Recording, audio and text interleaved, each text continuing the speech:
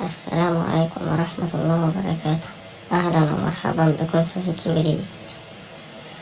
هزمت أسبانيا اليوم فرنسا في نصف نهائي اليورو وتأهلت إلى النهائي بعد تغلبها على فرنسا، حيث أحرز اللاعب كولومواني الهدف الأول لفرنسا، ثم بعدها في الدقيقة 21 أدرك داني أولمو التعادل، ثم دون لامين يامال على الهدف المذهل.